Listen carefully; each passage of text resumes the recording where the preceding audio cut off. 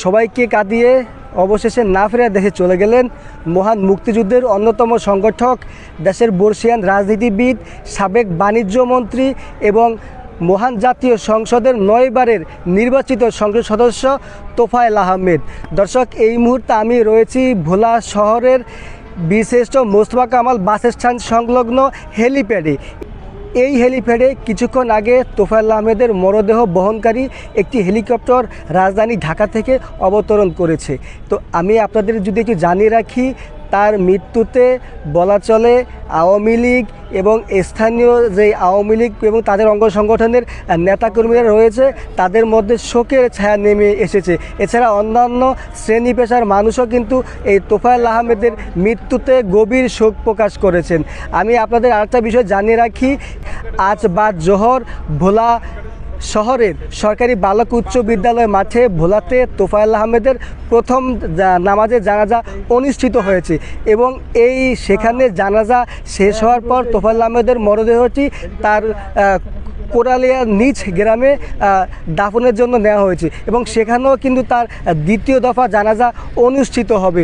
দর্শক, আপনাদের যদি আমি আরেকটা বিষয় জানিয়ে রাখি, 82 বছর বয়সী তোফায়েল আহমেদ এই ভোলা সদর উপজেলার দক্ষিণ দিগুলদি ইউনিয়নের তেঁতুলিয়া নদীর তীরে আজহার আলী ও ফাতেমা খানম দম্পতির ঘর আলোকিত করে জন্ম নেন।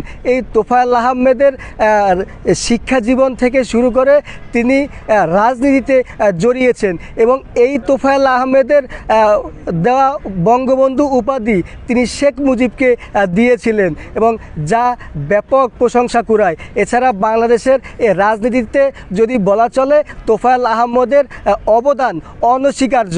তো দর্শক, আপনাদের যদি আমি আরেকটা বিষয় জানিয়ে রাখি, আজ বিকেল 5টা নাগাদ তোফায়েল আহমেদের মরদেহটি ভোলায় নিজ গ্রামে বাবা মায়ের কবরের পাশে চিরনিদ্রায় সমাহিত করা হবে।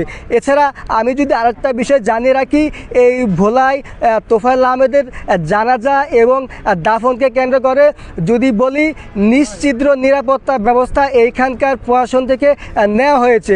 এছাড়া ভোলা জেলা প্রশাসনের পক্ষ থেকে মুক্তিযুদ্ধের অন্যতম সংগঠক তোফায়েল আহমেদকে রাষ্ট্রীয় সম্মান অথবা গার্ড অব অনার দেওয়া হয়েছে। তো এই ছিল আমার কাছে ভোলা থেকে তোফায়েল আহমেদের জানাজা এবং দাফনের সর্বশেষ খবর। মোহাম্মদ খায়রুল ইসলাম, ঢাকা পোস্ট, ভোলা।